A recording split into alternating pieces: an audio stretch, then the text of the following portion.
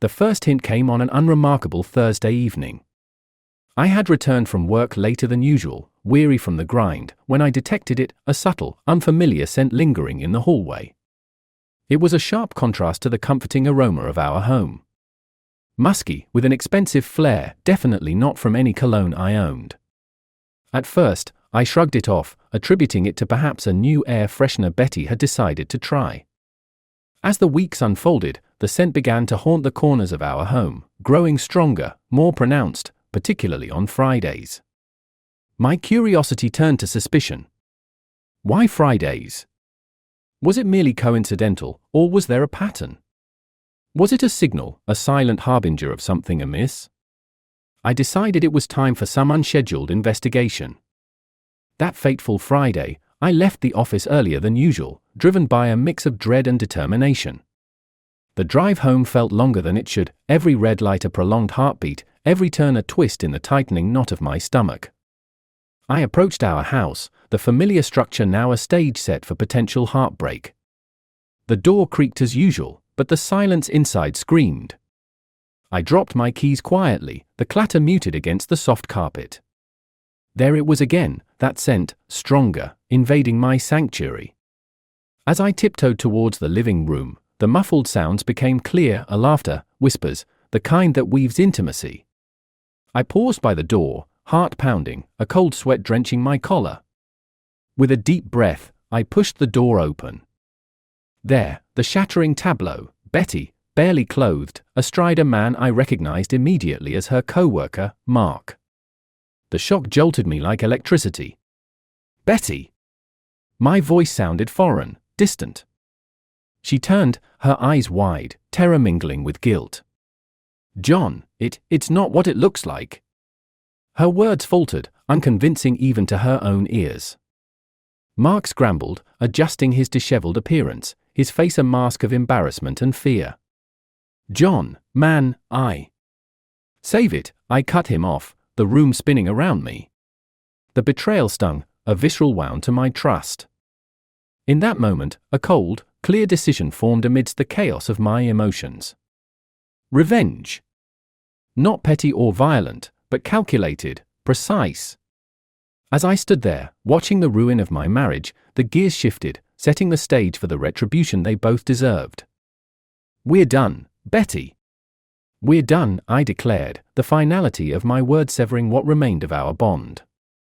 I turned my back on her pleading, on the ruins of what I had believed to be true. I left the house that night, the cool air a balm to my seething heart. As I drove away, the plans began to form, each more cunning than the last. Betty and Mark would regret their deceit, and as for me, I would ensure our paths would never cross again. The journey of revenge had just begun, and the end would be as pungent as the scent that had led me here.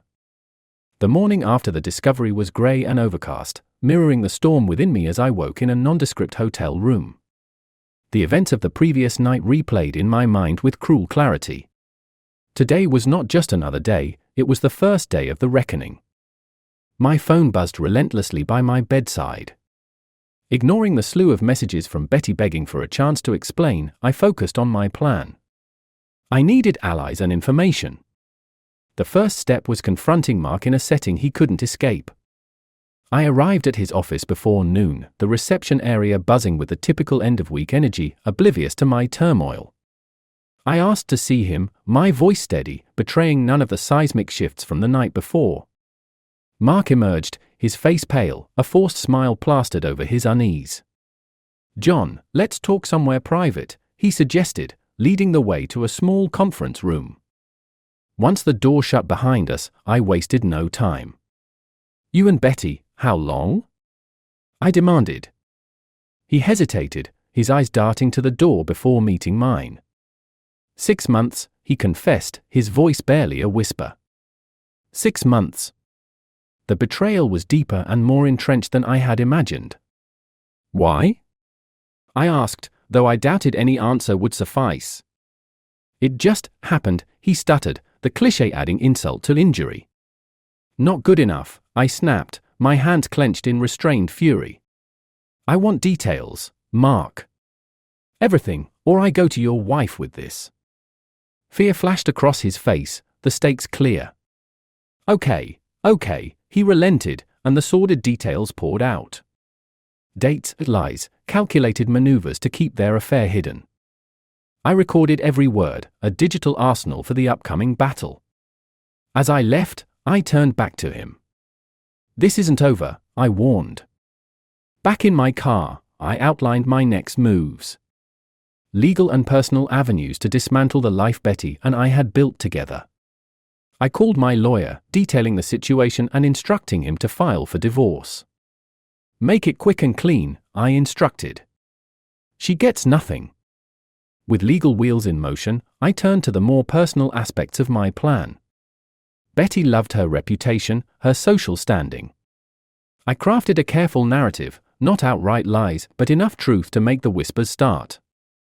A few calls to mutual friends, chosen words left like breadcrumbs, and the story would spread like wildfire. As the sun set, I sat alone, the city's lights flickering below. The first day of my new life was ending, and though the path was dark and fraught with pain, I felt a grim satisfaction. Betty had chosen this path, and now she would learn just how devastating my response could be. Tomorrow, I would confront her, set the final pieces of my plan in motion. The storm I was gathering would break over her, relentless and unforgiving, and from its wake, I would emerge anew. The dawn of Saturday brought with it a grim determination as I prepared to confront Betty face to face. My strategy was clear, my resolve like steel. Today, she would feel the weight of her choices. I arrived at our home, the morning chill biting as I stepped inside. The house felt eerily silent, a stark contrast to the chaos of my inner turmoil. I found Betty in the kitchen, her back to me, seemingly lost in thought as she stared out the window. "Betty," I said, my voice calm yet carrying an edge sharp enough to cut through the quiet. She turned slowly, her face pale, eyes red-rimmed from crying. "John, please, let me explain." "There's nothing you can say that would excuse your betrayal," I interrupted, cutting off her plea. "I've heard enough from Mark. Now it's your turn." "How could you do this to us?" Betty faltered, tears spilling over.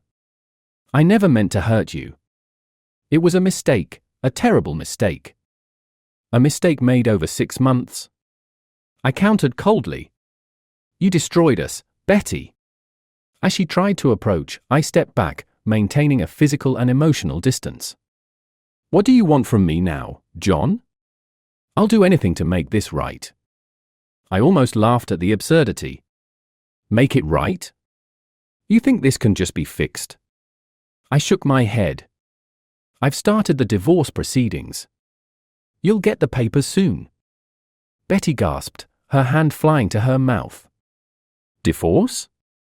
John, please, we can go to counseling. Try to." "No," I stated unequivocally. "There's no we anymore. You chose this. Now you have to live with the consequences."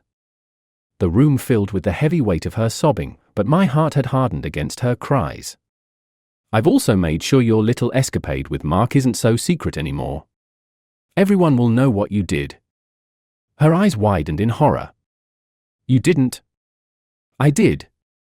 Your precious reputation will crumble just like our marriage did." Betty sank to the floor, her body racked with sobs. "How can you be so cruel?" she managed between cries. "Cruel?" I echoed, the word tasting bitter. "No, Betty. I'm just giving back what you gave me, betrayal and deceit." Leaving her there, broken and weeping, felt like the closing of a dark chapter in my life. I walked out, the door shutting behind me with a finality that echoed my inner resolve. As I drove away, the first hints of satisfaction mingled with the remnants of my pain. The road ahead was uncertain and lonely, but it was a path I had to walk alone. Betty's betrayal had reshaped our lives, and while the future was a murky vista, one thing was crystal clear: I was free from the lies that had ensnared me. Retribution had been served, cold and unyielding, and as I looked in the rearview mirror, I saw not just the house, but the entire ordeal shrinking into the distance. The following weeks unfolded like a meticulously crafted chess game, each move calculated with precision, each strategy designed for maximum impact. The legal proceedings were swift, Betty's defenses crumbling under the weight of indisputable evidence and public disgrace. Her reputation was in tatters, her social circles abandoning her as the truth spread like wildfire. But that was merely the prologue to my ultimate plan for retribution. I had saved the cruelest blow for last, a revelation that would sever any lingering ties between us and ensure our paths would never cross again. With meticulous care, I had uncovered a secret that would not only devastate Betty but also Mark, binding them together in their betrayal and ensuring their mutual destruction. It was a late, stormy evening when I invited them both to meet me at a secluded, upscale bar, a neutral ground for the final confrontation. They arrived together, uncertainty and fear etched across their faces, a stark contrast to the composed mask I wore. "John, why are we here?" Betty's voice trembled slightly, barely audible over the patter of rain against the windows. "To end this, once and for all," I said, my tone even, eyes locked on hers before shifting to Mark. "I thought you both should know the full extent of the consequences of your actions." Mark shifted uncomfortably. "What do you mean?" I slid an envelope across the table towards them. Inside that is a report from a private investigator and a paternity test. "You see, Betty, when you decided to betray our marriage, you were not as discreet as you thought." Betty's hand shook as she opened the envelope, her eyes scanning the contents rapidly. The color drained from her face as she read. "This can't be." "It's true," I interrupted. "The child you're carrying, Betty, isn't mine. It's Mark's." The revelation hit them like a physical blow. Mark looked from the papers to Betty, his expression one of shock, then horror. "Betty, is this?" "Yes," she whispered, her voice breaking.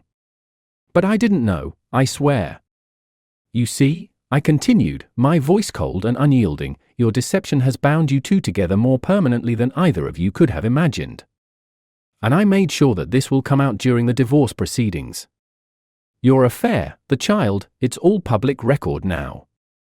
Betty sobbed, her body convulsing with each cry. Mark sat frozen, his future crumbling around him. "And there's more," I added, the final nail in their coffin. "I've made sure that this information has been discreetly shared with your employers. Mark, your family. Everyone important in your life will know of your indiscretions and their consequences." Mark's face went pale. "You destroyed us," he muttered, aghast. "No," I corrected him sharply, "you did that to yourselves. I just illuminated the truth." With that, I stood up, leaving them to their shared misery. As I walked out into the cold, relentless rain, I felt a strange sense of peace. The chapter of my life that included Betty and Mark was conclusively closed, sealed by their own deceit. They would be forever linked by their betrayal, a fitting punishment for their transgressions.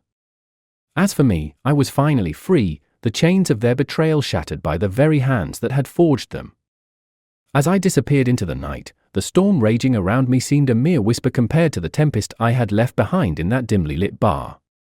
The echoes of their betrayal would linger, but I would move forward, my path clear and unencumbered by the past.